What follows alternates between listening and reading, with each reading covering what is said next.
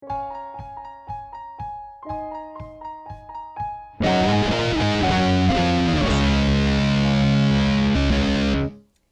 everybody, welcome back to A Bro's Guide to Glitter. Today we'll be talking about feelings. We'll be debunking the biology of feelings, discussing the evolution of therapy, and of course, talking about how we ourselves handle feelings. I have a one-of-a-kind guest for you all today. There's two big reasons I chose him to discuss today's topic. First off, when I was brainstorming topics for this podcast and asked people for suggestions, he was the one to suggest feelings. Also, being 56 years old, he's naturally going to have a lot more of an arc within this topic compared to most of my friends in their 20s. He grew up outside of Chicago, Illinois, with 5 older siblings. He studied at University of Illinois, DePaul University, the Wharton School at UPenn, and Harvard. I don't know who let him into law school and business school, because to me, he's just a no-good hooligan. And, it's a funny story about how we met. It's a crazy happenstance. He actually married my mom before I was born. And coincidentally, we live in the same house. So that's crazy. I didn't expect that. But please meet my dad, Matthew Gloss. Hello, Sarah Love. I'm so overjoyed to be here with you. Thank you for having me. Thank you for being on the podcast. You're welcome. So, how does it feel to be the oldest guest on the podcast so far? It it feels I've achieved a mark of distinction. That's good It's to know. wonderful. That's good to know. So, as we were discussing this podcast, we ran into a bit of a disagreement on terms because you see feelings and emotions as two different things. Can you define that difference for us? I um I can describe the difference between emotions and feelings by comparisons and examples. I can also define the difference between emotions and feelings uh, by sequential order, even by reference to like English, right? When we were in English, there's the predicate and the object of a sentence, right? The thing that came first, the thing that came second. I feel, Sarah, that feelings and emotions can be thought of like predicates and objects in a sentence, meaning that the feeling comes first and the emotion can manifest that. Very basic. I, on a comparison basis, I think that the feelings are like the soil, and emotions are the flowers that grow in the soil. And so, Interesting. like the object follows predicate, the flowers follow the soil. Um, so I think there is a relationship there between feelings and emotions. They move around and they morph, and where one crosses over to the other, I don't know. But I do feel that feelings and emotions are distinct but related. So this, Interesting. this is what I feel, or maybe That it's what I think. that makes sense. So feelings are felt and emotions are expressed. Yes. So Yes. if anything, as you're describing it, I'm thinking, okay, so maybe I should title this episode Emotions. If, And the word emotion. The Sam Peckinpah, right? because if the thing then that men are expected to do, like, I don't think that like men are expected to be robots, but it's that they're expected to be stoic, and therefore suppress certain emotions or certain emotional expressions.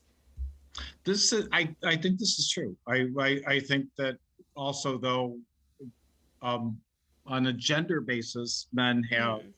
uh, more latitude to be emotional and to express emotion, especially anger and rage, right? The athletics is competition, right? Certainly Yes. warfare, um, and being the alpha male, for Yes. no other way to describe it. There's a latitude there that men are given for aggression that women are not. And I think that when you think about acting on aggression, that can manifest emotion. So what I find interesting is that there is some emotion that men are permitted, Yeah. but it's it's darker. It's more aggressive. That's a very good point because I do think that the emotions that men are told not to feel are the ones that are considered feminine, the ones that are like sadness or softness, heartbreak, melancholy. Mhm. And when you feel that, you're like supposed to be tough or like stoic about it. But with men expressing anger, that's a really good point because I mean, obviously, we'll get into talking about fighting and how we raise boys and anger and all that stuff. But I was never in a fight with any girl, and I really don't. I mean, this is something that we've talked about, you and I, but I haven't had the outlets to express anger and rage in the way that I've been given outlets to express sadness or disappointment. And because I think that when girls are upset about something that not necessarily makes them angry but just makes them sad, there's it's the what is it? There's this mechanism. It's off the top of my brain. It's like defend and befriend, or Mhm. retreat and befriend, something like that, where basically human survival tactics. Fight or Uh, flight. yeah, fight or flight, but how some specific animals are specifically fight or specifically flight. Hmm. Humans have this very specific in between, which is to take a second and go to friends for help. And I think that for women, that help arrives more when it's like, oh, I'm so sad, like this, you know, I got dumped, or I didn't get the part, or whatever, but I don't really get the same uh, help with, man, I just wanna, bust a cap in someone. I mean, not that I go to people and say I want to bust a cap in someone, but if I just text friends saying, hey, I'm angry, then they're like, damn, that sucks. But I get more help if I say, hey, I'm sad. And I don't know if guys will text each other, hey, I'm pissed, and guys will say, yeah, let's beat him up. Um, but I mean, that's just my own social circle. I think what you say is that there are differences, the Yeah. gender differences and gender bias differences in what's acceptable and what's not from the genders on the basis of emotional displays, where you know females will have females will have one expected gender response, which is not to be angry or pissed, but to be sad, right? Yeah. And men will have the opposite, and each gender is reinforced and rewarded for their expected gender emotional expression. Um, I I agree with that. I see that. And what's interesting too, right, is so where males are allowed to express emotions of anger, rage, aggression, assertiveness, alpha maleness. They're not encouraged to show feelings, right? Mm-hmm. And whereas females are allowed to show feelings, but maybe not to express emotions, right? Mm. I agree with you on the stoic male. That's absolutely true. So I think for the most part, there is a stoicism that's expected and accepted from males, um, and that's a gender difference in the emotion and the feeling. I feel. Yeah, and this word stoic I actually pulled from my research. Psychology Today used the word stoic and brought up examples such as like John Wayne and like Clint Eastwood. All Gary for Cooper. some reason, yeah, Psychology Today loves the Hollywood, Archetypes. exactly, archetypes. And I do think that there's many other versions of acceptable men to be who are more emotional and expressive, and especially the ones who are uh, fighting, who are warriors. Yeah, right. It's all good. I love it. Let me just say up front, emotion. And here's another comparison. Um, uh, uh, Feeling is the carnival, and emotion is the cotton candy, right? The Mm, concentrated sweet that's just so amazing. I love emotion. I love feeling. I feel they're entwined. Um, I think it's really good to be in touch with your emotions and feelings. I think everybody, male or female, has emotions and feelings. I think yeah. they're there for a reason. I think they're Mm-hmm. evolutionary. I think they're one of God's gifts to us, our ability to feel and to emote that feeling. It's communication. And you can receive that from people too. You also project it, but I love absorbing people's emotions and feelings, good, positive emotions and Yeah. feelings. That's my favorite. The drama is always just so challenging. Um, but so I like emotions, feelings.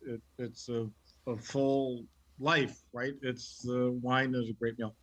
Yeah. You know, you bring up the idea of enjoying feelings. And as an actor, many actors at one point or maybe even multiple points will be given an emotion wheel. And it's like a giant wheel where from the center is like broken into 4 or 6 parts that's like happy, sad, worried, and then from there it gets more specific like jubilant, joyous, zany, and gets into very specific emotions. And it's about bringing specificity to your character and your moment, but what that goes to show is that when we think about feelings and emotions, when we talk about it in everyday life, we it's to talk about the bad emotions we have or the bad feelings or to say Mm-hmm, mm-hmm. someone hurt my feelings Why are or you I'm so feeling emotional? down. Right, right. Exactly, exactly. And when it is positive, it's because it'll be related to love or friendship. But Oh, that's that's only interesting. that's one Or wealth. slice. I'm feeling rich. I'm feeling lucky. Okay, but maybe that's just you, Mr. Capitalist. Hey, there's nothing wrong with capitalism. Let me tell you, it built this country. You're so funny, Dad. Don't cancel him, please. He's just a Gen Xer. That's right. I'm not baby boomer. Uh, but Too funny. like it's just one slice of the many happy emotions you can have that we don't talk Agreed. about. Oh yeah, absolutely. I do think of it. I really like the soil and the flower comparison myself, Mhm. um, because I think that that indicates the great depths that you should understand feelings, right?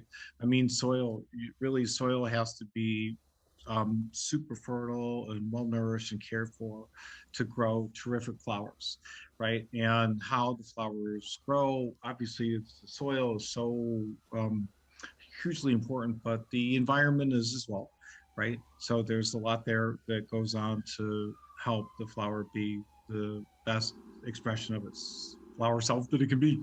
Yeah. And so I think that I like that interplay between soil and flowers as a way to express the relationship I feel between emotion and feelings. All good, all good. Yeah. So let's start diving into this topic by debunking the biology. Okay. So a lot of the podcast topics we've talked about on the show, we've talked about female and male genders as just societal expressions that are separate from your biological sex organs because that's what gender expression Social is. expectations, right? Yes. Okay. But what makes this topic hard is that so many people try to point to the biology of different people to explain why they may feel one emotion more than another. And to some extent, there is an extent to which how much testosterone you have affects your emotions. However, no matter what your biological sex organs are, you still have testosterone. Some people have more testosterone than others, Right. but we're going to find out that based off of your sexual organs, there is still little difference in how you experience emotions. So Makes the sense to art, me. yeah, and so It then makes sense to me. I don't the dispute it. yeah, and so then the argument that people's emotions and feelings are based on their sexual organs and their That's uh socially assigned, yes, yes, right? That's the man. it binds people's gender expressions to their body parts even more, even Right. though that's not necessary. Right. It drives an agenda that is not the truth. Yes. So let's get into, so what are the facts? So, first off, according to Forbes, men and women are equally emotional. Uh, Go look up this study because there's multiple things that they base this on. Uh, According to Psychology Today, even before birth, males have far higher testosterone levels than females. So, on average, young boys actually experience more intense emotional highs at a young age, Mm-hmm. which, according to Psychology Today, this is how they prove that male stoicism is a product of society. And in Mm-hmm. terms of Mm-hmm. hormonal cycles, a lot of the arguments that women are more emotional because they are on their period. The Mm-hmm. reality is that female hormonal cycles last 28 days, Yeah. male hormonal cycles last 24 hours. So uh, they experience PMS every single day. Men do? Yes, people Oh, with male sexual organs. So, did any of that surprise you? yes. The last part surprised me, where males can have, um,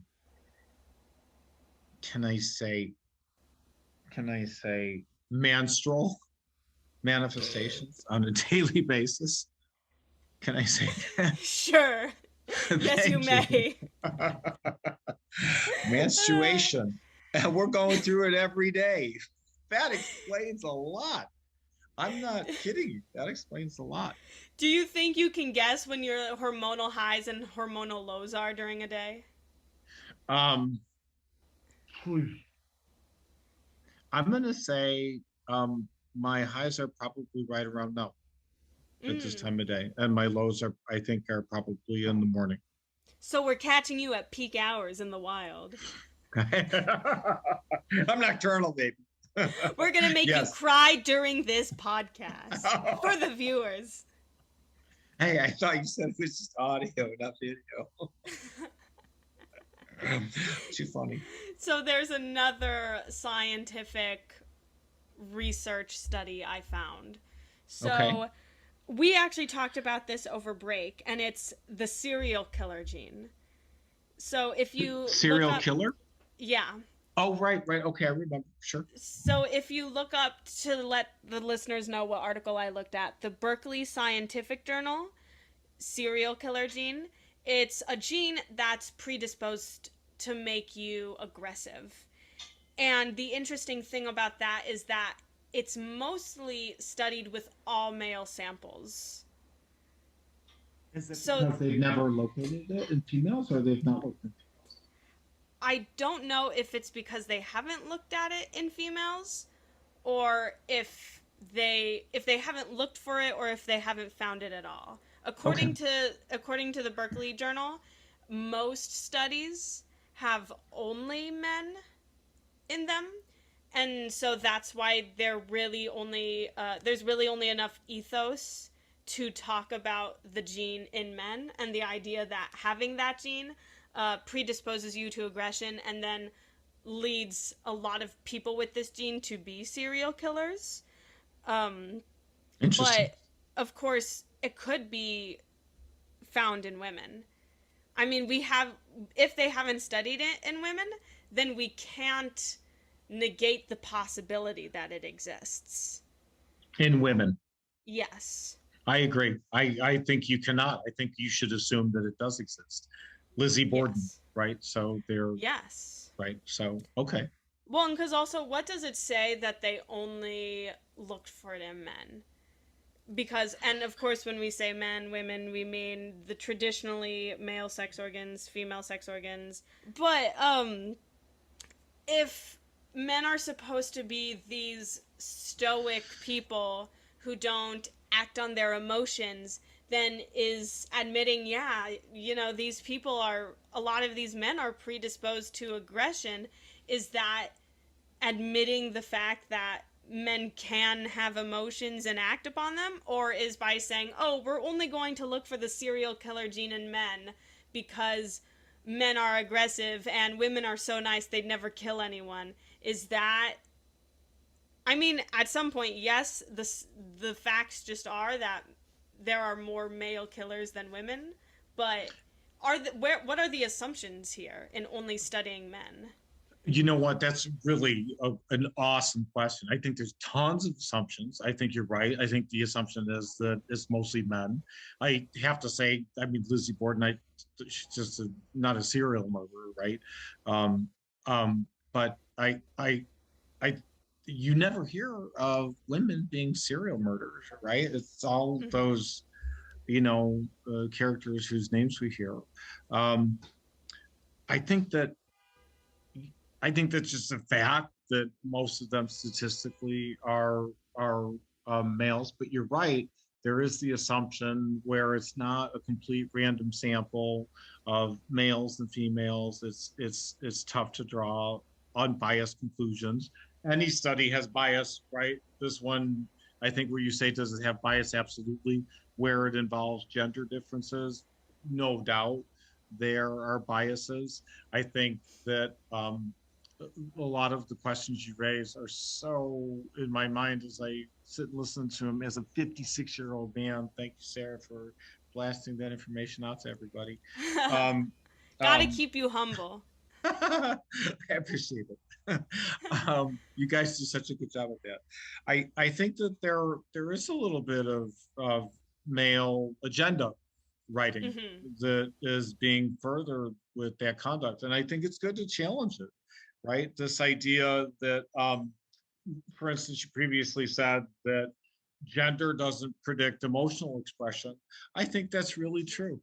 I mean, I really, really do. I think I mean, you go past the surface, then everybody is the same. I mean, you can't tell a black person's heart from an Asian person's heart from a European person's heart, right?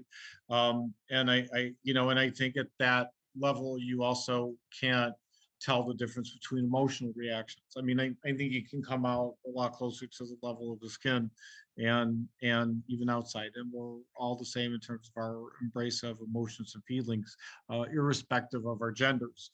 And where um, the writing is that this is a proper emotional response for a female or for a male, there's bias there. And where they're studying the serial killers, like on the basis of them all being men, yeah, I guess that's to say that women can't do that. Mm-hmm. And clearly that ignores the possible, right? You always have to consider the other cases. Um, that's a really heavy subject.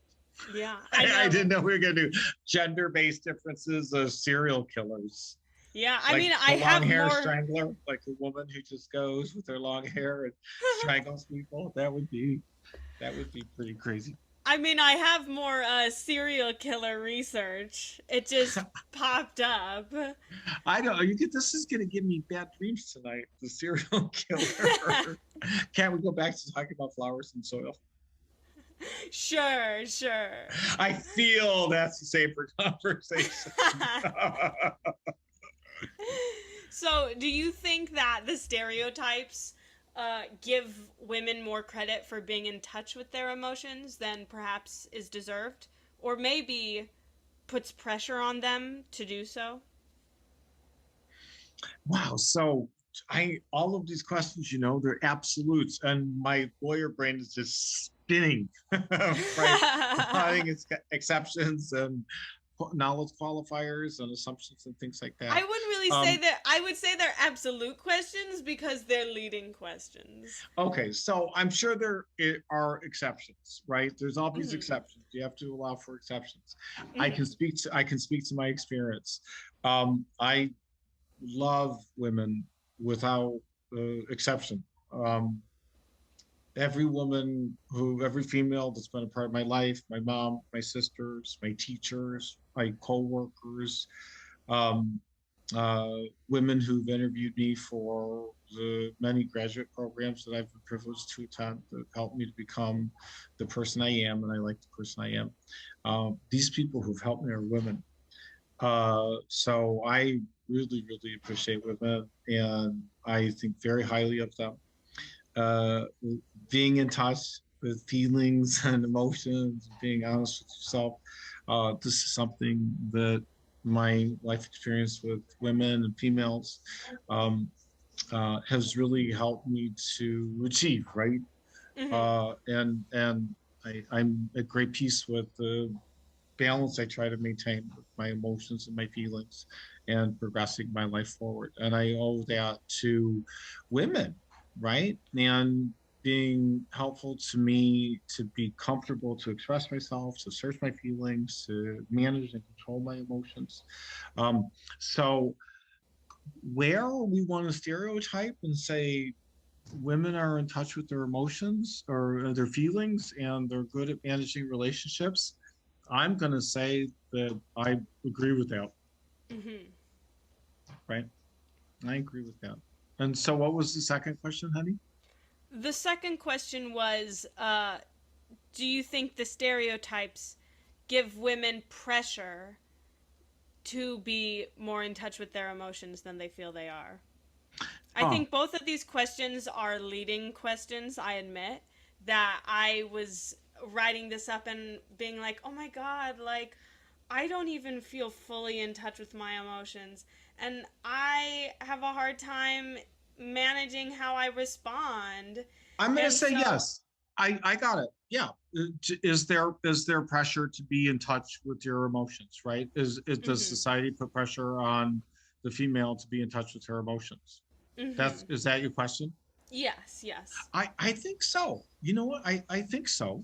And let's cite the evidence. Okay. So uh, who gets to watch the TV show? Who gets to control the remote? Um, who has to do the laundry, right?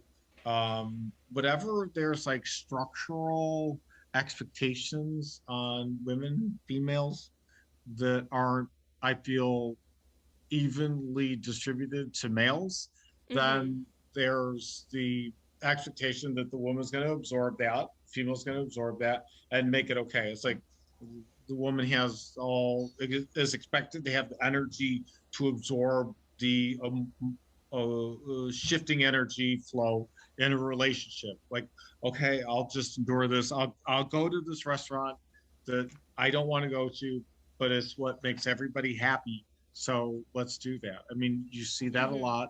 I see that a lot. Work that female teammates really absorb a lot of energy to get projects done, and just kind of maybe it's unnecessary. But mm-hmm, I think women are always counted on to be that glue factor, right? That keeps everything sort of together. mm, I think I I don't. I think it's a good thing. I don't think women are given enough respect and mm-hmm. recognition for their ability to keep the world from flying apart and Yeah. the circumstances of our families and our communities. So, yeah, there's a lot of pressure on women to, in my experience and what I see. And um and i and i think if there's a stereotype that we can expect a woman to accomplish a lot and absorb a lot of emotional energy along the way, I agree with that. That's a good stereotype. I think that says good things about women in my experience. It's interesting because I think what you kind of mentioned now is a sense of female stoicism. Like Yes, earlier, we talked yes, about male yes. stoicism to be like, oh, you're so manly that you push your emotions down and you are tougher than it and you don't even acknowledge it. But like what you just explained here is that like women are expected to absorb all of these negative emotions, except they like absorb it from others and they have to think Carry through on. it and rationalize it and then accept it and work through it and remain stoic, but instead of throwing it away, like thinking through it to then eat it and chew it out. And also, practically too, in many, many cases, not in our house. Mm-hmm. They'll have to make dinner. So I have to clean the kitchen. So I have to do the laundry. So I have to go Mm-hmm. grocery shopping. So I have to pick up the dry cleaners. So I have to have the meeting with the school teacher, Yeah. right? To manage the table at the high school on Saturday night Yeah. for the children's activity event, Yeah, right? and So, just to clarify, when Dad says not in our house, he means to say that, he helps out too, but like doesn't push it all onto Mom. Mom definitely helps. Just want to oh, for clarify. sure. Oh, thank you very much. We love it, right? We love it. Yeah. And so this is a great circumstance. Thanks for calling me out. Um, it's to No, I say was that just, clarifying for people. So it's like, oh, not in their house. Jen is so lazy when literally no, she's she's making very dinner right hardworking. now. Right. Exactly. She's making dinner right now. It's gonna be delicious too. She's a great cook. Too funny. So, let's talk about how you were raised. Okay. Let's, deep dive into your aura, into Okay. your past. Do you consider yourself an emotional person? Yes, I do. Why would you say that? I express my feelings through words, sentiment, and action. And the words and sentiment and actions I express will follow what I feel inside or what um, state I observe about my feelings. And I am inclined to act on that. So I Mm-hmm. think that inclination in my mind in general is what I consider emotional, right? I think there's a spectrum of emotional that's good, that's bad, but I'm the mean expression as the inclination to express your feeling externally. I call that emotional. I don't consider it pejorative. I don't consider it positive. It's just manifestation of your feeling. That's how I would define emotional. What a lawyer. Thanks for the thoroughness. You're welcome. Thanks for the opportunity to fully express myself. So, who were your male role models growing up? When I was a kid, I liked the action heroes. I liked Superman and Spider Man. Mm-hmm. Um, um, I think like male influence, very important primary male influence for me was my big brother Larry, right? Aww. So yeah, he shaped a lot of like being studious with books and Mm-hmm. thorough, right? So that and getting good grades in school, Mm-hmm. right? It's like your big brother. Um, and he, he taught me how to pitch pennies and play poker. Mm-hmm. And so these are, I find the pitching pennies and the poker skills really, some of those lessons that he taught me were very influential and stuck with me. My school teachers, right? My sixth grade Mm-hmm. teacher, Mr. Reno, was a really nice man, right? Mm-hmm. And so He was a great influence. And other teachers in high school. My math teacher, Mr. Cotier, in high school, I had him two times for algebra and advanced algebra. And he was very precise. I mean, you Mm. really, your work had to look nice. It couldn't have crossovers, you couldn't have erasers. I mean, you really had to redo your math sheet over and over to get it perfect. So he was really influential. I had professors at the U of I, um, and some professors at Paul Law School. I had a professor for constitutional law and a professor for criminal procedure, Professor Shaman and Professor Decker. They were outstanding influences, great role models. I mean, I had gone to Paul, um, and really the law at the Jesuit school that really opened my eyes to social justice and civil rights and the blessings of liberal democracy, um, and the importance of the law as Mm-hmm. necessary, compassionate social balance, the really the highest holy order to administer it with good faith. That was really reflected to me by Professor Shaman and Professor Decker. It's funny how I ask you who your male role models are, and you go on, a very long list of professor this, professor that, very studious, very precise, military men, religious men, but it all started with, Uncle Lair, the guy who taught me how to pitch pennies. We were drinking soda pop in the back alley. Yeah, it all starts there. Uh, so It's how were fun. you taught? How were you taught to express your feelings? How did you learn how to express your feelings from Larry? Did your parents say like when you're upset, do this? No, really weren't discouraged from expressing feelings, right? So my dad was an alcoholic, so we tiptoed around the circumstance, and if you expressed your feelings, it might set him off. Mm, So we actually were taught to be pretty good liars about our feelings by not mm. expressing any emotion. And So, mhm. do you think that got you out of fights then at school? Like, do you think that made you pretty good at handling other people then outside?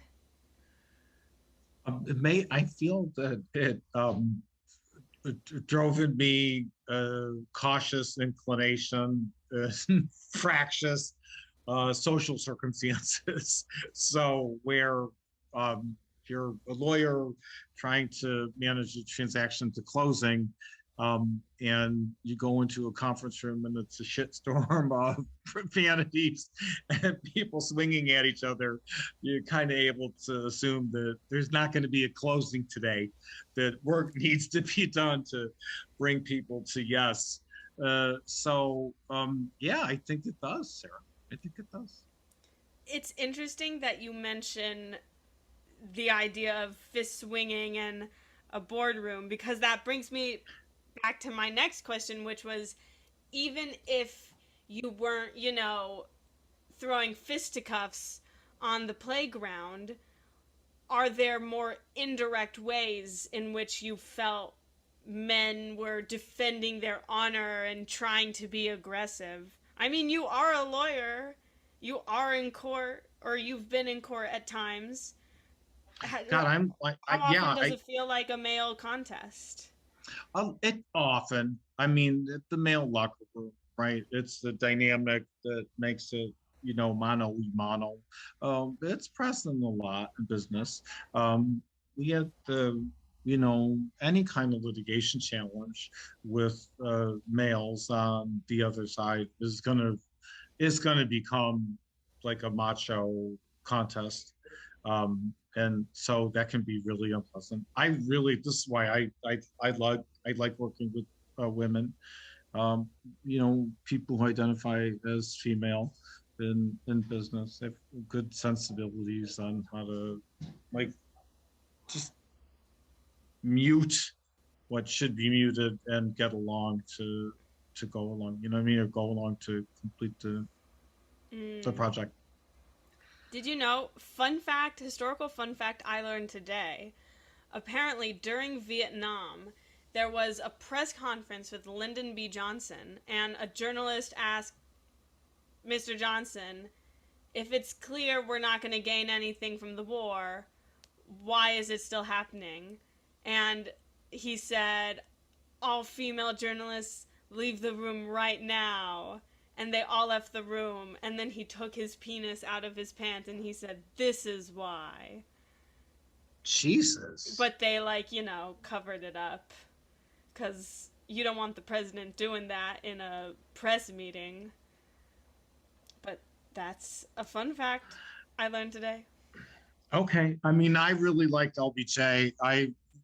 In the context of civil rights and fighting against segregation, I really support President Johnson. I know that I've heard horror stories about some of the things he did. Um, I have heard about him, like, pooping with the while, door like, open, yeah, yeah. with the door open and, like, talking to his staff that way. Right, that's the one I was thinking of. I read the book by Robert Caro. It was really an outstanding book. Yeah, he's a complicated guy with emotions and feelings. I mean, this is a guy who was convinced that he wouldn't live to 64 because no other man in his family did.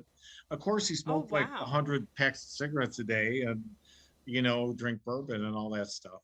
Um, but I mean, imagine that. Imagine living with the emotions and feelings while you're convinced that you're going to die at 64. That can. I didn't even know that. I also didn't even know you read a book about him. It was years ago before you were born when I coincidentally met your mom and we were dating. That makes sense. I thought, gee, this man doesn't read.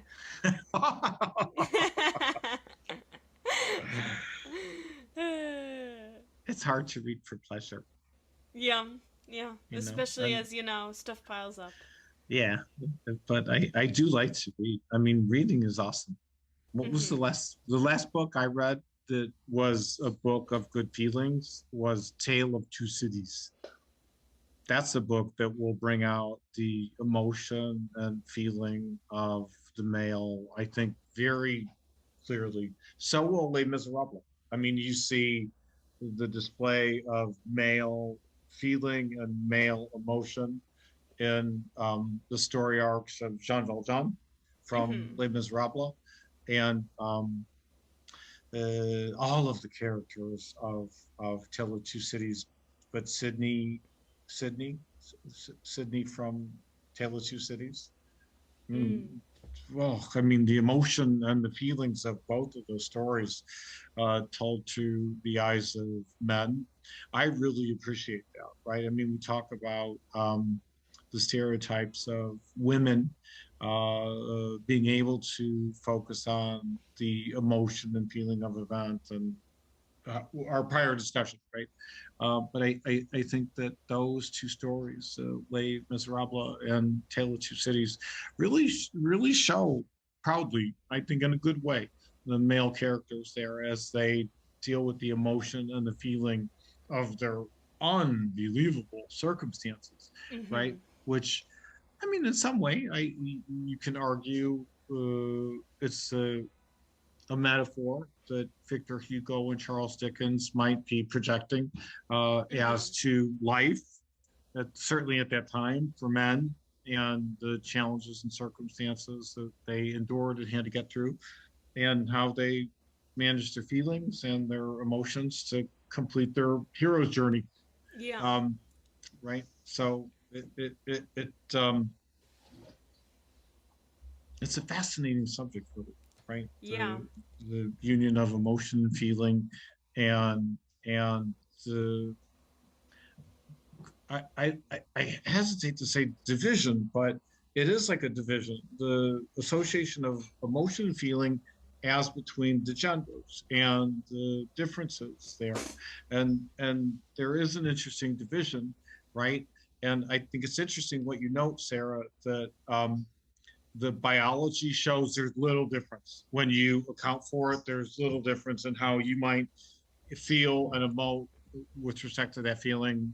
The stimuli, right? The stimuli Mm-hmm. can get the same feeling and emotional response across the genders, but society will assign one feeling to female to women and another feeling to men, right? Yeah. Is it the patriarchy? Is it the man up to his old tricks, right? Denying freedom and Mm-hmm. equality? I think it might be. I think it's good to challenge it. You have to call it out for what it is, Yeah. right? Specify it. Yeah. Right? So you mentioned your time in the military. Yes, I did. How were feelings presented or addressed in that sphere? I think pretty well. I mean, I was fortunate. I probably served as a United States naval officer, a Navy judge advocate. I was a Navy lawyer. What a great opportunity it was for me. I loved my time in the Navy. I worked with men and women, and so it was what is the word? Equal opportunity. Um, for men and women in the military. Women could serve when I served from 89 to, I guess, 95. Um, Women, I served alongside women. Women were my superior commissioned officers, my supervisors, my bosses, my advocates, also my colleagues at, um, a level of equality, right? We get out of law school, we all work together as Mm-hmm. as lieutenants in the Navy Legal Service Office. I loved it. I mean, I didn't see any problems or challenges with the proper display of emotion and feelings in the Navy. I mean, I I'm an old-fashioned guy, right? The United States military is the greatest organization on the planet, um, and Okay, the now Navy. that's a little Gen I, X. I'm just telling you my feelings. Uh-huh. Now, if you want some emotion with those feelings, Sarah, I can express my emotions too. I love my time. It helped me. Mm-hmm. The military was just a great opportunity to progress from a challenging circumstance after I graduated from law school, and it Mm-hmm. moved me around the country and brought me to San Francisco and to your mom. So I just have every great thing in the world to say about my time in the Navy. I'm really grateful for it. Mm-hmm. That's interesting But to hear. Because I yeah, definitely, I mean, I'm, to be honest, I mean, and nothing's obviously, perfect. I know it's not. I yeah, mean, but I don't. It's not. yeah, I don't want to. I don't want to talk about what's wrong. I like to talk about what's right, and if yeah, things can be made better, let's talk about making things better in the yeah, context of something that could be made better, yeah. right? So, And because even with the military, like, I was thinking just in terms, like, just the amount of men, but, well, and you're just young and the, you're single and you're a female, so you would think about those things. excuse me, I was thinking that for, thousands of years, militaries in, ancient Rome and Sparta were, Yeah. men and the symbol Right. of manliness. Oh yeah, for Um, sure. Right. but, so that's just kind of where I was wondering, I wonder then what that dynamic is like. But obviously, it makes sense if you're with a diverse group of like genders, and also It was good. to clarify to the listeners, he was a lawyer. He did go through boot camp. He did go through boot camp. Um, but this man has not seen battle. I'm Oh, sorry to expose thank you, you. Jesus. Thank you. I hope no one ever sees battle. I Well, was a staff corps officer. This is true. I could write stern letters. and I he could. did he did big stuff. He did do big stuff in the military. But he never held a gun. Or he did hold a gun for boot camp, but Uncle Mike. didn't No, shoot no, it wasn't a boot people, camp. right? Uncle Mike took me to the firing range in like Benicia. Mm. Oh, it was terrible. I couldn't hit anything. I was like, those guns are really heavy, and they like when you try and hold them, they make, and you point them up in the air, they like make circles. You can't stop like making. I didn't have. I was not able to shoot a gun. I don't think. Do you want to assign me any position where I have to shoot a gun? Somebody's going to get hurt, and it's Yeah. likely to be me. So I object to holding a gun. I don't. Well, and mom can shoot a gun. We know Your mother, this. she's a great shot. I know she's like with the 22. No, I'll stand behind her mom. Yeah, She can yeah. shoot. Also, just to clarify to the listeners, my mom knows how to shoot a gun because she stayed at a cabin often in her childhood. Not because she owns a gun. Just to clarify. But she is known as a good shot when Deadeye she Jen. needed to do it. They call her Deadeye Jen. Did they really? Yes. You're so funny, Dad. So, let's talk about therapy. Okay. So, there's a very long history behind therapy and psychiatry and why there's a prominence of women in therapy. I actually last fall I took a class called Feminism and Theater Performing Hysteria with the professor Alexei Grinenko. And for the listeners, in my episode with Sean about Taylor Swift, we mentioned both having classes from that professor on madness in theater. His was madness in musical theater, and mine was feminism in theater performing hysteria. But it was the same professor, a lot of similar works. And so a lot of what I know about this is by taking a semester long course. Cool. But so the word hysteria derives from the word hysteris, which is the ancient Greek word for uterus. Ooh. Because the ancient Greeks believed that hysteria was caused by a woman's uterus floating around her body and making her hysterical. And so because of that, it was deemed a woman's disease. And there's a lot of evidence of this in literature. In King Lear, he has a speech where he says, "I feel the woman rise in me," as a Yes, way I've to heard that describe his expression. tears. And so during the rise of neurology and psychotherapy, the two biggest leaders in this being Jean-Martin Charcot and Sigmund Freud, both of them acknowledged that men had hysteria and had mental health issues, but still most of their patients were women.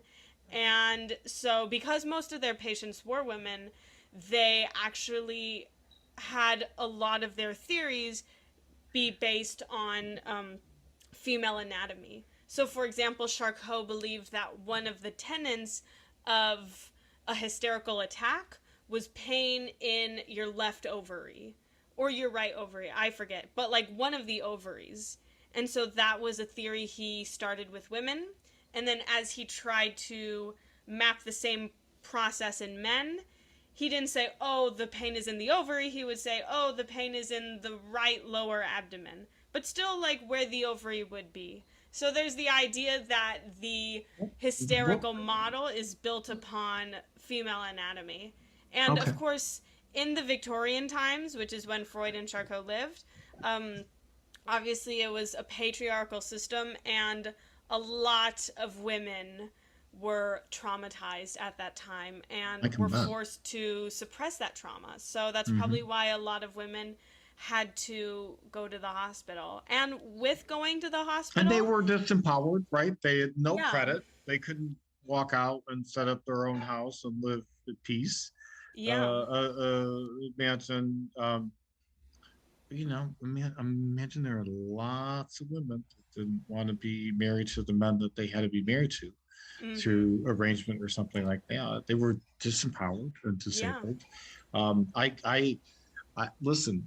I mean, I've been in circumstances, not in the military, but I've been mm-hmm, in professional circumstances where I've been completely stripped of my voice and my ability to affect an outcome that I wanted. Um, it'll drive you up a wall. yeah. And I mean, and it's funny, right? It's like because in those circumstances, I'm permitted to hit the roof. You Yeah. want to see what I can do? You want to go to the law courts and have litigation and be it's like I can do all that, right? Yeah. Those women back in, was that the 19th century Victorian era, Yeah. they couldn't do 1800s. that. I mean, They it's like couldn't. total. I mean, how'd you like to be? And now let's take into account the fact that those women at that time, in terms of IQ, right, there is a distribution like there Yeah. would be for male every population, Yeah. and there are the mean IQ. I'm going to tell you is like the mean IQ in males at that time, because there's really on that basis I don't think natively Mm-hmm. a whole controlling for education like that, but imagine being women back there, especially at that time, like women that can do stuff and they're not being allowed to do stuff, right? They're being kept at home. They're in Mm-hmm. marriages that are arranged. They're denied credit. They're denied economic opportunity, Yeah. right? The ability to self proclaim and self progress. And then Freud comes along and says, "Oh yeah, you need therapy." It's like I need you to get your foot off my neck, right? Like Justice um, um, Ginsburg said, right? Get your, Yeah. and it's like, and the fact that you react to it, oh, that's your hysteria, right? Well, There's the male power structure assigning the emotional state. It's like, no, it's not hysteria, it's anger. Screwed you, right? It's like, yeah. why are you denying me my fundamental human rights on the basis of your perception of my gender, Yeah. right? Well, and a lot of and one person in particular, I forgot who it was, but one male doctor theorized that one of the leading causes of hysteria in young women was boredom. It's that Victorian women, if they were higher class, they couldn't do yard work, they couldn't cook, they couldn't clean, they couldn't tend a garden because that was seen as, below them, servants work. They had servants to do the laundry and the cooking, but of course they couldn't work, so they just had to sit around the house and do their needlework and their piano and wait for the men to come home. And there was the belief that that drove them crazy. And of course, Drive me crazy. I yeah, mean, I guess you shouldn't, you know, be loose with the vernacular of that word, but I wouldn't like it. yeah. I would be quite upset. Yeah, and for the women who obviously had more substantial trauma, obviously leaving your life behind to live at a mental health hospital, Oh, which is what some of these women did. They would move into these mental health hospitals for years for Charcot to look in on them. Obviously, oh it's not God. ideal, but think about Oh, the alternative. They went from a situation where it was unhealthy and where they couldn't express their emotions, and suddenly they show up to this hospital with other women who are feeling something similar, and they can finally say their emotions out loud, and a man goes, "I hear you, I acknowledge your emotion." And then on top of that, they're what does probably, that mean? if they were, Right. well, it's just the idea that they didn't get that initial acknowledgement. And so to Oh, finally have someone say, "I that's in see advance. your Okay. emotions as it Yeah. is and you can say them to me." I mean, it's something so little we take for granted every day, Right. right? That I can just say to you, "Hey dad, I'm feeling upset and here's why," and that you can acknowledge it. But that was not an automatic luxury for them.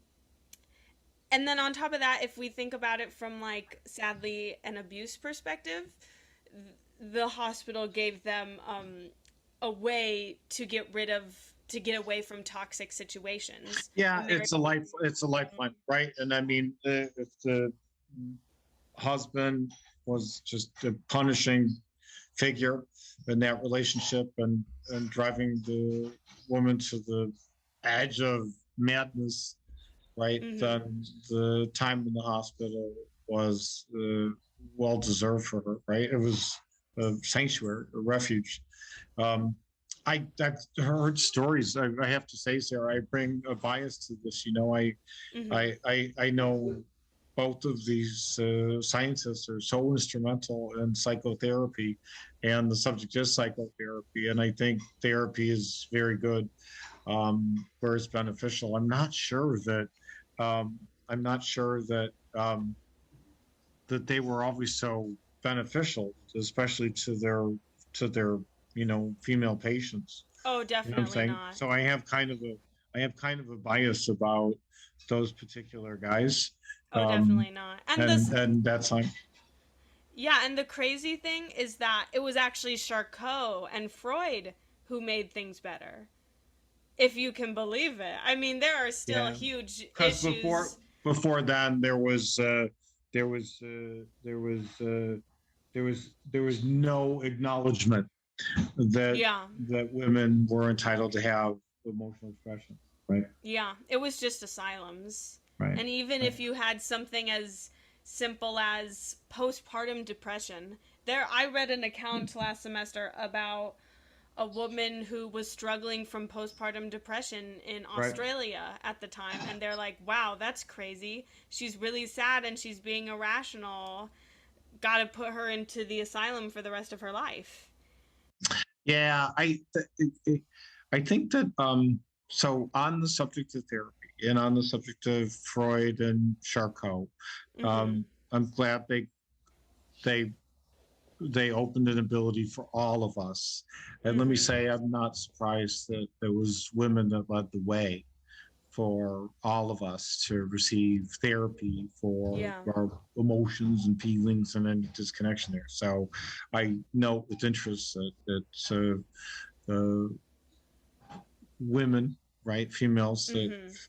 feel free to share their emotions and share their feelings and help us all understand the good basis of seeking therapy for the disconnections that arise between feelings and emotions. So I think, okay, on the larger issue of therapy, I think it's a very good thing. And Mhm. I think that where it can explore and help you understand whatever might disconnect your emotions from your feelings, I think that's a good thing. I think that's a good practical thing. And I think that sometimes it was like, for me, it's controlling your emotions, right? Mhm.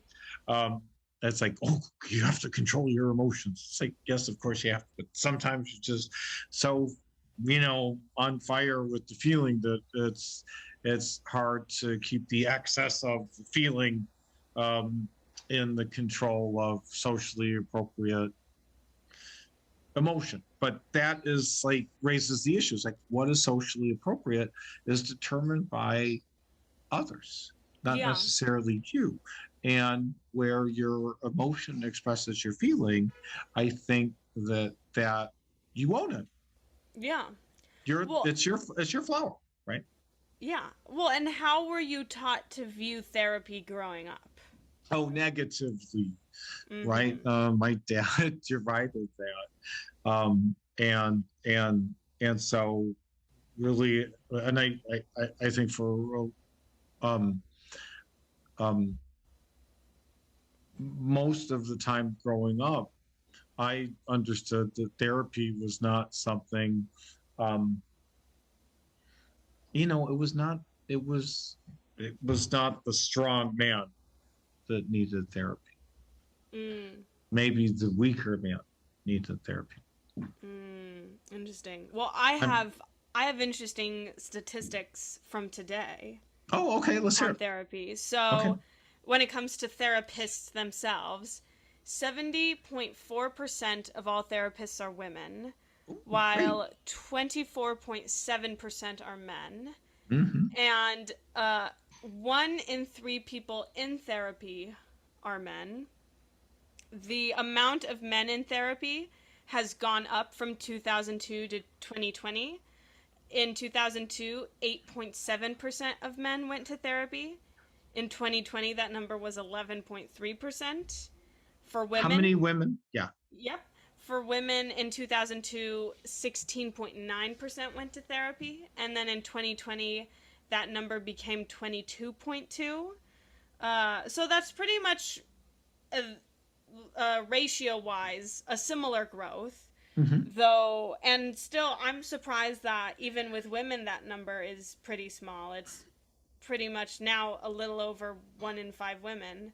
But now what that looks like is then that half the amount of men go to therapy than women. 1 in 10 men go to Hmm. therapy. As in, and 1 in 5 women go to therapy. Yes. I'm surprised that I think that the number is very low. Yeah.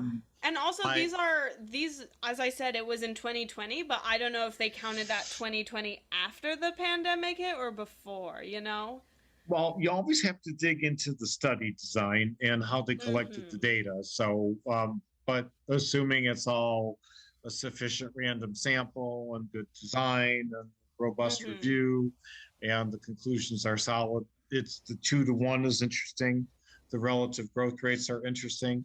What I couple things I'm not surprised that with 3/4 of the therapists are women. Um, but on the same hand, I would have thought it was maybe like 55-45. Mhm. I would have thought that it would have been a closer split just because, I mean, people are people. But where I think that's statistically significant. I think the fact that 3/4 of women are therapists, that speaks to the idea that women are most sentient and Mhm. inclined to be able to manage and absorb the emotional circumstance, which is often set by Yeah. the male energy, in my At opinion. least try to understand emotions. Right, exactly. Mhm. And then the second statistic I found interesting was that even at 22% of women, 1 out of 5 women, and 1 out of 10 men seeking therapy in Mhm. 2022, and it seems low. Yeah. That seems I would think that, I mean, there's a lot of stuff that we're dealing with. I would think that more people would be seeking therapy. These are complex times. Yeah. Well, I mean, of course, I said this was before. I can't tell how COVID specific the numbers are, but I do have generational data. And Oh, let's hear it. as I'm about to say this generational data, I'm like, maybe this I took the generational data and the gender-based data from two different sites. And so I'm thinking that the Oh, it's average for okay. the generational data is higher, Well, but let's hear it. Let's hear it and let's hear it. speculate Yeah. wildly. Right. Yeah, well, exactly, exactly. So the site I found says that 37% of people in my generation, Gen Z, are in therapy, 35% of millennials, 26% of Gen X, and 22% of baby boomers. So that also makes me to wonder about a potential generational stigma Yeah. with Yeah. therapy. Makes sense. Makes a lot of sense because now culturally, it's easier for men to speak about anxiety, Yeah. panic attacks, and going to therapy. I mean, just the other day, I was watching Kelly and Ryan with your mom on the playback, and they were interviewing George Stephanopoulos and his wife. Mhm. George Stephanopoulos worked for President Clinton, Mhm. and now he's on Good Morning America. And he was telling a story about when he interviewed President George W. Bush. And he said he just had a complete panic attack and just cascaded in sweat. He said that President Bush was Wow. really nice and very patient and helped him out and stuff like that. Um, but I appreciated him sharing that. And then there's any number of male public figures that speak openly about seeking therapy or having problems with anxiety, being sexually assaulted, and dealing with that still long term emotionally. So I as a 56-year-old man as opposed to a 66-year-old man, I can see the difference that um, uh, different social tolerance for men expressing their need for therapy or the desire to receive therapy to better Yeah. understand their emotions and feelings. Now, I Yeah. do. I think it's more And tolerant. So I think that's a good observation. especially my generation is super vocal. about the need for therapy and the Oh, you need guys for are mental and great. physical wellness. You're Yeah, going to save this world. Your generation is going to save this world. hopefully. I Yeah, mean, yeah. there is, I was reading that book you gave me for Christmas about astrology, One up on and Wall Street. no. Oh, the other one. Exactly, exactly. But apparently we're in the age of Aquarius, and Cool. part of the age of Aquarius is marked by, or maybe it wasn't the age of Aquarius, but it was like Neptune was in somewhere. Like Neptune was in Well, we Aquarius. should know what it is. I mean, Something, there because was Age of something in the Aquarius, book. man, that's some powerful stuff. Yeah, but there was something in the book to suggest that now, since it's like the 2000s, people want to make the world a better place. And Cool. it can possibly explain all of the social justice and the need for reform and the need to question capitalism and decolonize and et cetera, et Yeah. cetera. And of course, I mean, there's social movements always in multiple parts of Right. history, but it's one theory for I love that. I mean, why it's the now is basis to now. be up. I'm sorry, honey. Oh, just keep going. No, it's one more basis to be optimistic. I embrace that. I think that's wonderful. Yeah, yeah. So now we get to the premiere segment of the podcast. Convince Chad. Imagine this, Dad. You are walking through an office. You're about to do a business deal with these guys. And you walk into the boardroom, and there's this guy, Chad. He's sitting at the head of the table. He's kind of being a little jerky. And he snaps at one of his subordinates. And then all of a sudden, he starts crying. And but he's choking it back. He's like, "No, I I don't feel things. I'm sorry. No. This isn't me. It's just that my dog died, but no. I don't feel anything. Ugh." And you are like, this Chad, he really needs to just let it out. He needs to feel his feelings. And now you need to convince Chad in his language, his bro, alpha male, tough guy tongue. Hey, dude, feel your feelings. Oh, this is not my situation. I'm not that kind of lawyer. um, wow. Okay. This is a tough one, right? I mean, I want to ask all sorts of questions to clarify assumptions. What's my role? What's my responsibility? But It's fundamental. improv, yes, and. Okay. I mean, it's a human condition, right? Mm-hmm. It's a human condition. I guess I'd ask them what kind of dog he had, Mm-hmm. and ask them if you want to talk about the dog, and go from there, Mm-hmm. right? And I uh, uh, assess his feelings. I mean, some, you know, if this is okay, ask Chad, bro. I mean, you're like really focusing me on male energy, right? Mm-hmm. And so the male energy, as you say, as you know, is rewarded for being stoic, right? So where he's fighting back the tears and manifesting the stoicism, right? I can't be all huggy with him and hi pal, I'm sorry. I mean, if it were Mm-hmm. you, I could wrap you in my arms and hold you and absorb all of your tears, right? And Mm-hmm. replace it with all of my love. So this is what I would do for you. And your brother, I would do the same thing for him. Mm-hmm. And my dear men friends whom I know I can comfort in that way. That's what I would do for Mm-hmm. them. But a bro named Chad in a conference room in LA closing a big deal, having an emotional meltdown. It's like, I got to close this thing. I got to get this guy's signature on the paper. I got to figure out what's in his head. I got to get this done. This is what I'm thinking, right? So I seriously am. And I just say, hey, how's your dog? Or you want to talk about your dog? Feeling on that? How do you want to take a break? Slow this down? How can I help you? Mm-hmm. Right? And the point here is I want you to feel that you have and know that you have all the room to think about your dog and make this a special moment for you with your dog.